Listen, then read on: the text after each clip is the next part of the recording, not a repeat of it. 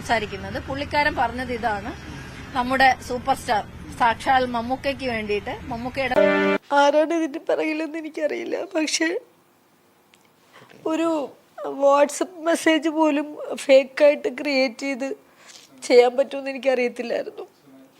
എന്നെ ചാറ്റ് ചെയ്ത് ആ പറഞ്ഞ ആള് മരണപ്പെട്ടു പോയി. അതായത് അതൊരു പ്രൊഡക്ഷൻ കൺട്രോളായിരുന്നു. മൽഹാർ ഇന്നലെ ഞാനൊരു പോസ്റ്റ് കാണാനിടയായിരുന്നു. അവരുടെ മെയിൻ പോസ്റ്റ് എന്ന് വെച്ചാൽ മമ്മൂക്കയുടെ സിനിമയിൽ അഭിനയിക്കാൻ ശരീരം വെട്ടി മുറിച്ചു. അതായിരുന്നു പോസ്റ്റ് ഇന്നലത്തെ.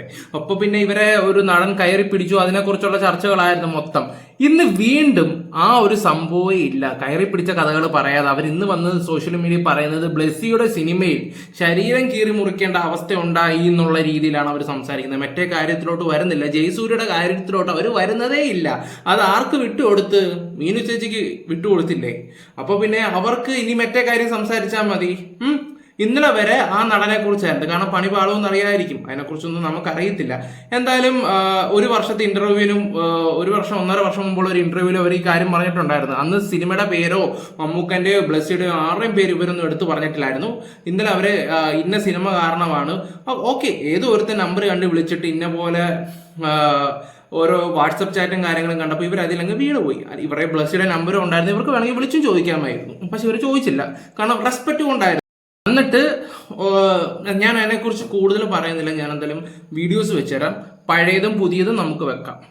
ഈ ഒരു സിനിമയ്ക്ക് വേണ്ടി സർജറി ചെയ്യേണ്ടി വന്നു അല്ലെ? അങ്ങനെ അതെ, അത് ചെയ്തെന്ന് വെച്ചാല് എന്റെ ജീവിതത്തിൽ ഏറ്റവും വലിയൊരു ചതി, സിനിമാ ലോകത്ത് വന്നതിൽ ഏറ്റവും വലിയൊരു ചതി എന്ന് പറയാം. ഒരു 6 വർഷം മുമ്പ് ഒരു ഫോൺ കോൾ വരികയാണ്. അപ്പോ തമിഴ്നാട്ടിൽ നിന്നാണ് വിളിക്കുന്നത്. പേര് മലയാളിയാണ്, എന്നെ അറിയപ്പെടുന്ന ഗുരു എന്നാണെന്ന് പറഞ്ഞിട്ട് എന്നോട് സംസാരിക്കുക. അപ്പൊ ഞാൻ എന്റെ നമ്പർ എവിടെ നിന്ന് കിട്ടിയെന്ന് വെച്ചപ്പോൾ സോഷ്യൽ മീഡിയയിലെല്ലാം എന്റെ നമ്പർ ഉണ്ട്. ഞാനൊരു സോഷ്യൽ വർക്കർ ആയതുകൊണ്ട് ഹെൽപ്പ് ലൈനായിട്ട് നമ്പർ ഇട്ടിട്ടുണ്ട്. അങ്ങനെ കിട്ടിയതാണെന്ന് പറഞ്ഞു. അപ്പോ നിങ്ങൾക്ക് പറ്റിയൊരു ക്യാരക്ടർ വന്നിട്ടുണ്ട്, അങ്ങനെയാണ് ഞാൻ നിങ്ങളെ വിളിക്കുന്നതെന്ന് പറഞ്ഞുകൊണ്ടാണ് സംസാരിക്കുന്നത്. പുള്ളിക്കാരൻ പറഞ്ഞത് ഇതാണ്: നമ്മുടെ സൂപ്പർ സ്റ്റാർ സാക്ഷാൽ മമ്മൂക്കയ്ക്ക് വേണ്ടിയിട്ട് മമ്മൂക്കയുടെ നായികയായിട്ട് ഒരു പടം വന്നിട്ടുണ്ട്. അതൊരു ലോ ബഡ്ജറ്റ് പടമാണ്. അതിൽ ക്യാൻസർ രോഗിയായ ഒരു കഥാപാത്രമാണ്. അതിൽ വളരെ സ്ലിം ആയിരിക്കണം. അന്ന് എനിക്ക് ഏകദേശം ഒരു 70+ ഉണ്ട്. അപ്പോൾ അത് ഒരു 55 കിലോ 60 കിലോയ്ക്ക് അകത്തൊരു വെയിറ്റ് ആക്കണം. നമ്മുടെ ഭാരം കുറയ്ക്കണം. അതേപോലെ തന്നെ നമ്മുടെ അപ്പിയറൻസ് എല്ലാം മാറണം. ഒരു രോഗിയായിട്ട് ഫീൽ ചെയ്യണം. സംവിധാനം ചെയ്യുന്നത് സാക്ഷാൽ ബ്ലെസ്സി സാറാണ്. സോഷ്യൽ വർക്കറായ സമയത്ത് ആണ് ഈ പറയുന്നത്. ആ സമയത്ത് ഇവരുടെ നമ്പറും കാര്യങ്ങളൊക്കെ ഫേസ്ബുക്കിലൊക്കെ ഉണ്ടായിരുന്നു. അപ്പോൾ ഒരുപാട് ആൾക്കാർ കോണ്ടാക്ട് ചെയ്യുകയൊക്കെ ചെയ്യുമായിരുന്നു. അങ്ങനെയാണ് നമ്പർ കിട്ടിയെന്നാണ് പറയുന്നത്. ഓക്കെ, എന്തായാലും അദ്ദേഹം വിളിച്ചു, ഒരു ഗ്രൂപ്പ് ക്രിയേറ്റ് ചെയ്തു. ആ ഗ്രൂപ്പിനകത്ത് ബ്ലെസ്സി സാർ ഉണ്ടായിരുന്നു, പിന്നെ അതിനകത്ത് പ്രൊഡക്ഷൻ കൺട്രോളർമാരൊക്കെ ഉണ്ടായിരുന്നു. അപ്പോൾ ഇവരെല്ലാവരും ഡിസ്കസും കാര്യങ്ങളും ഒക്കെ ചെയ്ത് ഇവർക്ക് ചാറ്റ് അയച്ചു കൊടുത്തായിരുന്നു. അപ്പോൾ ഇത് കണ്ടപ്പോൾ ഇവർ ഓക്കെ, അപ്പോൾ ഇത്ര രൂപയോളം പറഞ്ഞിട്ടുണ്ടായിരുന്നു സിനിമയിൽ. എനിക്ക് തോന്നുന്നു 5 ലക്ഷം രൂപയോളമാണ് അവർക്ക് അന്ന് പറഞ്ഞത്. അപ്പോൾ ഇതിന് ഇച്ചിരി വെയിറ്റും കാര്യങ്ങളൊക്കെ കുറയ്ക്കണമെന്ന് പറയുകയൊക്കെ ചെയ്തിട്ടുണ്ടായിരുന്നു. വെയിറ്റ് കുറയ്ക്കാൻ വേണ്ടി ഇവർ അങ്ങോട്ട് പറയുമായിരുന്നു സർജറി ചെയ്യാമെന്ന്. ഒന്ന് ആലോചിച്ച് നോക്കിയേ, എല്ലാം പെട്ടെന്നായിരുന്നു. സർജറി വരെ എത്തിയത് പെട്ടെന്നായിരുന്നു. അവരുടെ സംസാരം കേട്ടിട്ട് ഇന്ന് പരിചയപ്പെട്ടു, വൈകിട്ട് സർജറിയുടെ കാര്യം സെറ്റാക്കിയ പോലെയൊക്കെയാണ് സംസാരം കേട്ടിട്ട്. ഇതിന് ബാക്കിയും കൂടെ വെച്ച് തരാം. ഞാനിപ്പോ അവരോട് ചോദിച്ചു, ഇതിന് എന്ത് തെളിവാണ് ഇപ്പം ബ്ലെസ്സി സാറ് പറഞ്ഞു എന്നൊക്കെ പറഞ്ഞ് നിങ്ങൾ എന്നോട് സംസാരിക്കുന്നു. അപ്പൊ ഫോട്ടോ അയച്ചു കൊടുത്തു. ഫോട്ടോ സാറിന് അയക്കുന്നു. റെമ്യൂണറേഷൻ അവര് സംസാരിക്കുന്നു. അപ്പൊ എനിക്ക് 5 ലക്ഷം രൂപ പുതിയ കുട്ടിയല്ലേ, നമുക്ക് അത്രേ ഉള്ളൂ, അപ്പൊ അതവരോട് സഹകരിക്കണം. അപ്പൊ 5 ലക്ഷം രൂപ റെമ്യൂണറേഷൻ, ഇതെല്ലാം എഴുതുവാണ്. അപ്പൊ ഇതെല്ലാം ഒരു ഗ്രൂപ്പ്, അതായത് സിനിമയുടെ ഗ്രൂപ്പ് പോലെ ഇവരുടെ തന്നെ പല നമ്പറാണ് ഗ്രൂപ്പ് ക്രിയേറ്റ് ചെയ്യുന്നതെന്ന് എനിക്കറിയില്ല. ഞാൻ നോക്കുമ്പോൾ ഡയറക്ടർ ബ്ലെസ്സി, പക്ഷേ ഡയറക്ടർ ബ്ലെസ്സി സാറിന്റെ ഫോൺ നമ്പർ ആ സമയത്ത് എന്റെ കയ്യിലുണ്ട്. എനിക്ക് വിളിക്കാനുള്ള ധൈര്യവും കാര്യങ്ങളൊന്നും ആ സമയത്തില്ല. അപ്പൊ ഞാന് ഓക്കെ, ഇയാൾ ഇടപെട്ടൊരു സാധനമാണല്ലോ, ഒരു മലയാളിയാണല്ലോ, നമുക്ക് പറഞ്ഞു. അപ്പോൾ അതിനകത്ത് എഴുതുവാണ് ഡയറക്ടർ ബ്ലെസ്സി, ഈ കുട്ടി ഓക്കെ, ഇവരെ കണ്ടാല് നമുക്ക് ആ ഒരു ക്യാരക്ടർ, ഒരു പേഷ്യന്റ് ആയിട്ടുള്ള ആ ഒരു ഇതിലേക്ക് എത്തിക്കാൻ പറ്റും. പക്ഷെ ഇപ്പൊ വണ്ണം ഉണ്ടെന്ന് തോന്നുന്നു, വണ്ണം കുറയ്ക്കാൻ പറയും. ഇതെല്ലാം അതിൽ എഴുതുവാണ്. എന്നിട്ട് റെമ്യൂണറേഷൻ, അപ്പൊ സാറേ കുറച്ച് കൂടുതൽ റെമ്യൂണറേഷൻ കൊടുക്കണം, അവർ സോഷ്യൽ വർക്കറാണ്. അതായത് ഈ ഗുരു എഴുതുന്നു, അതിന്റെ താഴെ ഡയറക്ടർ ബ്ലെസ്സി എന്ന് പറഞ്ഞിട്ട് ഇയാൾ എന്നെ എഴുതുന്നതാണ്, അടുത്ത ഫോണിൽ നയിക്കുന്നതായിരിക്കും. അപ്പൊ ഒരു ഗ്രൂപ്പ് ചാറ്റിന്റെ മോഡിലാണ് ഈ സാധനം പോകുന്നത്. ആരും വിശ്വസിച്ചു പോകും. ഒരു മീഡിയക്ക് പോലും അത് ഫേക്കാന്ന് കണ്ടെത്താൻ വലിയ പാടായിരിക്കും. അങ്ങനെ ക്ലിയർ ആയിട്ട് production controller, cinematographer, director Blessy, ഇയാള് ഇങ്ങനെ പറഞ്ഞിട്ട് അതിനകത്ത് പ്രമുഖരായ ആളുകൾ വെച്ചിട്ടൊരു ഗ്രൂപ്പാണ്. ഈ ഗ്രൂപ്പെല്ലാം ഇവരുടെ തന്നെ ഫേക്കിന്റെ ടീമായിരിക്കും. അപ്പോ ഈ സാധനം ഇവര് വിളിച്ചിട്ട് പറയണത് എന്താന്ന് വെച്ചാല്, നിങ്ങൾ ഒരു 28 ദിവസം കൊണ്ട് വണ്ണം കുറച്ച് ഈ സിനിമയിലേക്ക് ജോയിൻ ആവണം. അങ്ങനെ ബ്ലസ്സി സാർ വിളിക്കും എന്ന് പറഞ്ഞു. അപ്പോ ഞാൻ അവരുടെ അടുത്ത് ഇങ്ങനെ ആ പുള്ളിക്കാരനോട് പറഞ്ഞു, അപ്പൊ അങ്ങനെയാണെങ്കിൽ ഒരു സർജറിയെ പെട്ടെന്ന് ചെയ്താൽ ചിലപ്പോൾ ഓക്കെ ആയിരിക്കും. ഓക്കെ എന്താന്ന് വെച്ചാൽ സോണിയുടെ ഇഷ്ടം പോലെ ചെയ്തോന്നു. ഞാൻ ഈ ഒരു മമ്മൂക്കയുടെ ഒരു അത്രയും ആരാധനയുള്ള ഒരു നടനാണ്. അതിലൊരു പിന്നെ മരിച്ചു പോകുന്ന ഒരു ഭാര്യയുടെ കഥാപാത്രമാണ്. അപ്പൊ അങ്ങനെ നമ്മൾ സ്വപ്നം കാണുവാണല്ലോ, സിനിമയാണല്ലോ. അപ്പം ഓക്കെ, ചിലപ്പോ അത് കിട്ടുന്നതായിരിക്കാം. നമ്മള് ആകാശത്തോളം കൊതിച്ചു, വീട്ടിലെല്ലാം പറഞ്ഞു, അച്ഛനും അമ്മയടുത്ത് പറഞ്ഞു, കുട്ടികളോട് പറഞ്ഞു. അപ്പൊ അവരെല്ലാം ഇങ്ങനെ കളിയാക്കും, ഓ മമ്മൂക്കയുടെ നായിക എന്ന് പറഞ്ഞിട്ട് കളിയാക്കുകയാണ്. അപ്പൊ ഞാൻ പറഞ്ഞു, ഇല്ല, ഇത് സംഭവിക്കുമ്പോൾ നിങ്ങൾ ഈ കളിയാക്കലൊക്കെ നിർത്തും. ബ്ലസ്സി സാറിന്റെ നമ്പർ കയ്യിലുണ്ടെന്ന് ഇവര് തന്നെ പറയുന്നുണ്ട്. അപ്പൊ പിന്നെ വാട്സാപ്പിലെ ഗ്രൂപ്പിൽ ആ ചാറ്റ് വരുമ്പോൾ നിങ്ങൾക്ക് അറിയത്തില്ല അദ്ദേഹത്തിന്റെ നമ്പറാണോ അല്ലേ എന്ന്. എന്താ പൊട്ടനാണോ അല്ല പൊട്ടിയാണോ? അപ്പൊ ഞാനൊന്ന് ആലോചിച്ചു, ഓക്കെ, ഇതിപ്പോ സിനിമ ഇൻഡസ്ട്രിയിൽ ഉള്ളവന്മാര് തന്നെ ആണെന്ന് എന്താ ഉറപ്പ്? അങ്ങനെ ഒന്ന് ചിന്തിച്ചുകൂടെ? ഇവര് തന്നെ പറയുന്നു, ഒരു പരിചയമില്ലാത്ത ഒരുത്തം വിളിച്ചിട്ട് അങ്ങനെ പറയുന്നു ഇങ്ങനെ പറയുന്നു, പിന്നെ ഗ്രൂപ്പ് ക്രിയേറ്റ് ചെയ്തു. ബ്ലസ്സി സാറിന്റെ നമ്പർ ഉണ്ടായിരുന്നെങ്കിൽ അവർക്ക് ആ വാട്സപ്പ് ഗ്രൂപ്പിൽ നോക്കുമ്പോൾ മനസ്സിലാക്കാൻ പറ്റുകയാണോ? എന്തോ എനിക്ക് അതിനോട് അത്ര ഇതൊന്നും. ചിലപ്പോൾ ഇവരിപ്പോ 1 വർഷം മുമ്പുള്ള 1.5 വർഷം മുമ്പുള്ള ഇന്റർവ്യൂവിൽ ഇവർ ഈ കാര്യം പറഞ്ഞിട്ടുണ്ടായിരുന്നു. പക്ഷെ നടന്റെയും ആരുടെയും പേരുകളും കാര്യങ്ങളോ ബ്ലസ്സിയുടെ സാറിന്റെ പേരുകളൊന്നും ഇവർ പറഞ്ഞിട്ടില്ല. ഒന്ന് ആലോചിച്ച് നോക്കിയേ, ഒരു സിനിമയിൽ അഭിനയിക്കണമെന്നും പറഞ്ഞ് ആ പടം 5 ലക്ഷം രൂപ എങ്ങാണ്ടാണ് അവർക്ക് പറഞ്ഞത്. അത് സർജറിയും കൂടെ ചെയ്ത് കളയുവാണെങ്കിൽ 2-2.5 ലക്ഷം രൂപയോളം പോകും എന്നാണ് ഇവർ പറഞ്ഞത്. 2 ലക്ഷം രൂപയോളം, ബാക്കി 3 ലക്ഷം രൂപ. എനിക്കൊന്നും മനസ്സിലാവുന്നില്ല സത്യം പറഞ്ഞാൽ. എവിടെയോ എന്തൊക്കെയോ സ്പെല്ലിംഗ് മിസ്റ്റേക്ക് പോലെ. ഇവർ കുറച്ച് ഹോസ്പിറ്റലിന്റെ പേരൊക്കെ പറയുന്നുണ്ട് ഇതിനകത്ത്. പിന്നെ ഇതിനകത്ത് പ്രൊഡക്ഷൻ കൺട്രോളിന്റെ പേര് പറയുന്നുണ്ട്. പഴയ ഇന്റർവ്യൂവിനകത്ത് ആ പ്രൊഡക്ഷൻ കൺട്രോൾ മരിച്ചു പോയി എന്നൊക്കെയാ പറയുന്നത്. എന്തായാലും ബാക്കിയും കൂടെ കേട്ട് നോക്കാം. ഫസ്റ്റ് എടുത്തിട്ട് പറയുമെന്ന് പറയും. അപ്പൊ എന്റെ കൂടെ ആ സമയത്ത് എന്റെ 2 സ്റ്റാഫ് ഉണ്ടായിരുന്നു. അപ്പൊ ഞാൻ സിനിമയ്ക്ക് വേണ്ടി സർജറി ചെയ്തിട്ട് ഈ വേദന സഹിക്കാൻ പറ്റാതെ കരയുമ്പോ ഇവരാരും എന്നെ പിടിച്ചു പോലും എഴുന്നേൽപ്പിക്കൂല. അവര് പറയണെന്താന്ന് വെച്ചാൽ സിനിമയ്ക്ക് വേണ്ടി, അസുഖം വന്നതല്ലല്ലോ, സിനിമയ്ക്ക് വേണ്ടി ശരീരം കീറി മുറിച്ചെങ്കിൽ പതിയെ എഴുന്നേറ്റാൽ മതി എന്ന് പറഞ്ഞിട്ട് ഒരു കയറ് വരെ കെട്ടിത്തന്നു കട്ടില്, തനിയെ എഴുന്നേക്കാൻ വേണ്ടി. എന്നെ ഒന്നും പറയാത്തൊരു കൂടെ നിൽക്കുന്ന ഒരു സ്റ്റാഫ് ഉണ്ടായിരുന്നു, മോളേന്ന് വിളിക്കുന്ന ആള്. അവര് പോലും ദേഷ്യപ്പെടേണ്ട, കാരണം എന്റെ വേദന ആ രീതിയിലായിരുന്നു. അവർക്കൊക്കെ സങ്കടം കൊണ്ടുള്ള ദേഷ്യമായിരുന്നു. അപ്പൊ എന്റെ സ്റ്റാഫ് എല്ലാം എന്നോട് വളരെ ക്രൂരമായിട്ട് ആ സമയത്ത് ഇടപെട്ടു. കാരണം അനുഭവിച്ചോ എന്നുള്ളതിൽ വീട്ടുകാരോട് പറയാൻ പറ്റില്ല. ഞാൻ ട്രിവാൻഡ്രത്ത് തന്നെയായിരുന്നു. അമ്മയോട് പറഞ്ഞ് വയറ്റിലൊരു ചെറിയ മുഴയാണ്, അതാണ് സർജറി ചെയ്തതെന്ന്. ഇപ്പൊ ഈ വീഡിയോയിൽ പറയുമ്പോഴായിരിക്കും ഇത്രയും കാര്യമായിട്ട് എല്ലാവരും അറിയാം. അപ്പൊ അത്ര നമുക്ക് ഉൾക്കൊള്ളാൻ പറ്റുന്നതിന്റെ അതിനേക്കാൾ വേദനയിലാണ് ആ സമയം കടന്നുപോയത്. അപ്പൊ ഞാൻ സർജറി ചെയ്ത് കഴിഞ്ഞതിന് ശേഷം ഈ മുറിവ് ഉണങ്ങി വന്നപ്പോ ഞാൻ അയാളെ വിളിച്ചപ്പോഴാണ് അയാള് പറഞ്ഞു അയാളൊരു ഗൾഫ് പ്രോഗ്രാമിന് വേണ്ടി പിന്നെ US എന്തോ പോവുകയാണ്. അപ്പൊ കുറച്ചാള് ഫോണ് കിട്ടത്തില്ല.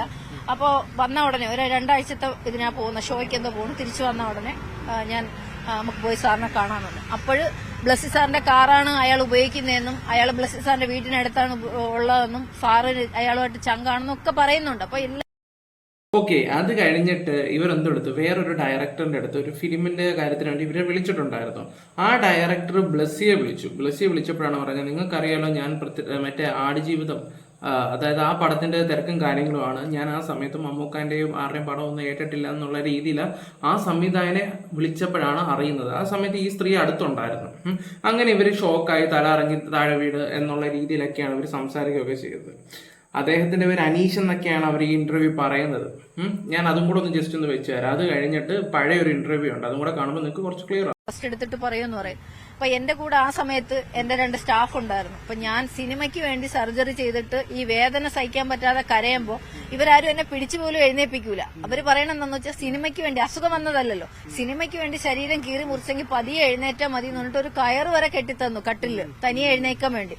എന്നെ ഒന്നും പറയാത്തൊരു കൂടെ നിൽക്കുന്ന ഒരു സ്റ്റാഫ് ഉണ്ടായിരുന്നു, മോളേന്ന് വിളിക്കുന്ന ആള്. അവര് പോലും ദേഷ്യപ്പെടേണ്ട, കാരണം എന്റെ വേദന ആ രീതിയിലായിരുന്നു. അവർക്കൊക്കെ സങ്കടം കൊണ്ടുള്ള ദേഷ്യമായിരുന്നു. അപ്പൊ എന്റെ സ്റ്റാഫ് എല്ലാം എന്നോട് വളരെ ക്രൂരമായിട്ട് ആ സമയത്ത് ഇടപെട്ടു. കാരണം അനുഭവിച്ചോ എന്നുള്ളതിൽ വീട്ടുകാരോട് പറയാൻ പറ്റില്ല. ഞാൻ ട്രിവാൻഡ്രത്ത് തന്നെയായിരുന്നു. അമ്മയോട് പറഞ്ഞ് വയറ്റിലൊരു ചെറിയ മുഴയാണ്, അതാണ് സർജറി ചെയ്തതെന്ന്.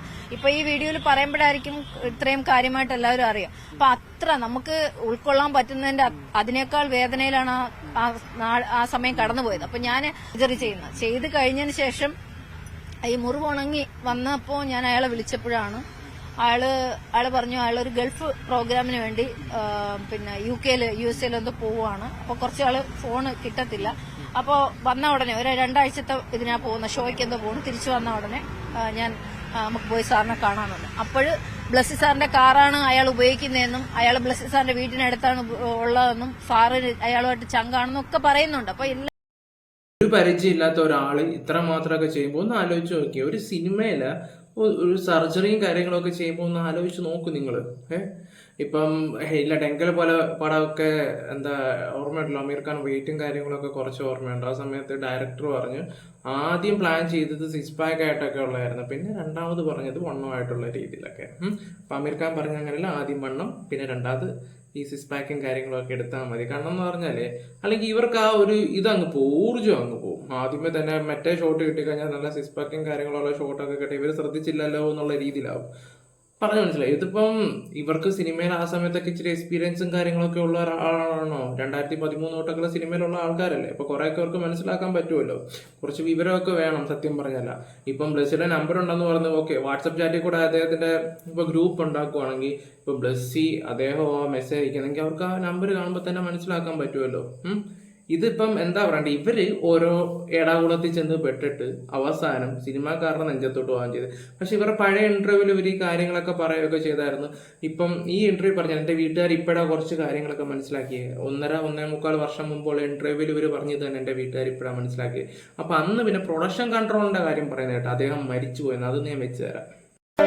ആരാണ് ഇതിന്റെ പിറകിലെന്ന് എനിക്കറിയില്ല. പക്ഷെ ഒരു വാട്സപ്പ് മെസ്സേജ് പോലും ഫേക്കായിട്ട് ക്രിയേറ്റ് ചെയ്ത് ചെയ്യാൻ പറ്റുമെന്ന് എനിക്കറിയത്തില്ലായിരുന്നു. എന്നെ ചാറ്റ് ചെയ്ത് ആ പറഞ്ഞ ആള് മരണപ്പെട്ടു പോയി. അതായത് അതൊരു പ്രൊഡക്ഷൻ കൺട്രോളായിരുന്നു. അതുകൊണ്ട് തന്നെ എനിക്കിനി മീഡിയയുടെ മുമ്പിൽ ഞാൻ വന്നവന്റെ ലക്ഷ്യം എന്താണ് അതൊന്നും കറക്റ്റായിട്ടൊന്നും ഇതുവരെ നമുക്ക് മനസ്സിലായിട്ടില്ല. ഒരാൾ പെട്ടെന്ന് വരുന്നു, ഒരു ഗ്രൂപ്പ് ക്രിയേറ്റ് ചെയ്യുന്നു, ആരൊക്കെയാണ് ആ ഗ്രൂപ്പില, ഓക്കെ, ഇവരെ ടാർഗറ്റ് ചെയ്ത് വന്ന ആളാണെങ്കിൽ എന്തായിരുന്നു അവരുടെ ലക്ഷ്യം, ഇതൊന്നും പറയുന്നില്ല. അപ്പോൾ ഒരു പെട്ടെന്ന് സർജറി, റെസ്റ്റ്, 28 ദിവസം, 1 മാസം, ഒരുപാട് ഈ 1 മാസത്തിൽ തന്നെ ഇപ്പം എത്ര വട്ടം ഇയാളുമായിട്ട് കോണ്ടാക്ട് ചെയ്ത് കാണും, സംസാരിച്ച് കാണും. എന്തോ എവിടെയോ ഒരു ദുരൂഹിത പോലെ എനിക്കൊക്കെ ഫീൽ ചെയ്യുന്നുണ്ട്. ഇപ്പം ക്യാപ്ഷനൊക്കെ വെച്ച് മമ്മൂട്ടിയുടെ ഇതും പറഞ്ഞിട്ട് ഓരോരുത്തർ യൂട്യൂബിലും ഒക്കെ ന്യൂസുകാരൊക്കെ ഇടുന്നൊക്കെ ഉണ്ട്. ഓക്കെ, എങ്ങനെ പോയാലും ഒരു 8-9 ലക്ഷം വ്യൂ ഒക്കെ വരും. ഇക്കൻ്റെ പേര് പറയുമല്ലേ അങ്ങനെ. പക്ഷെ ഇവര് വന്നിട്ടുള്ള എവിടെയോ എനിക്ക് കുറേ സ്പെല്ലിംഗ് മിസ്റ്റേക്കുകൾ വരുന്നുണ്ട്. ഇന്നലെ തന്നെ ജയസൂര്യയുടെ 2019 അദ്ദേഹത്തിന് ബർത്ത്ഡേ വിഷസ് വരെ ചെയ്തൊരു വ്യക്തിയാണ്. 13 പറയാതെ പറഞ്ഞു, നമ്മളെ കൊണ്ട് പറയിപ്പിച്ചു. നിങ്ങൾ ശ്രദ്ധിച്ച ഒരു പോയിന്റ് എന്താന്ന് പറഞ്ഞാൽ, ഇന്നലെ വരെ ഒരു നടൻ കയറി പിടിച്ചു എന്ന് പറഞ്ഞാൽ ഇപ്പൊ വീണ്ടും സർജറിയുടെ കാര്യമായിട്ട് വന്നു. കാരണം ആ നടനെ ഇട്ട് കൊടുത്തു, ആ നടനെ ഇട്ട് കൊടുക്കേണ്ടടുത്ത് അങ്ങെല്ലാം ഇട്ട് കൊടുത്ത് കഴിഞ്ഞവര് നടനെ ഇട്ട് കൊടുത്തു. ഇനി എന്താ ചെയ്യണ്ടേ, വീണ്ടും സർജറി, ബ്ലസ്സിയുടെ പടം, മമ്മൂക്ക, അതുമായിട്ട് അവരങ്ങ് പോവും. ബാക്കി കാര്യം മീനു ചേച്ചി നോക്കിക്കോളും. ഇതാണ് ഇവരുടെയൊക്കെ പരിപാടികൾ. എന്തായാലും സത്യാവസ്ഥ എന്തായാലും തെളിയട്ടെ. ജയസൂര്യ ഒരു വലിയൊരു പടത്തിന്റെ തിരക്കും കാര്യങ്ങളും അദ്ദേഹം പറയുകയും ചെയ്ത് സത്യാവസ്ഥ തെളിയട്ടെ, കേസ് വേണമെങ്കിൽ കേസിന് പോകാനും തയ്യാറാണെന്നുള്ള രീതി പറഞ്ഞിട്ടുണ്ട്. ഓക്കെ ഗൈസ്, നമ്മുടെ വീഡിയോസും കാര്യങ്ങളും ഇഷ്ടപ്പെട്ട ലൈക്കും ഷെയർ സബ്സ്ക്രൈബ് ചെയ്യുക. Love you all, by.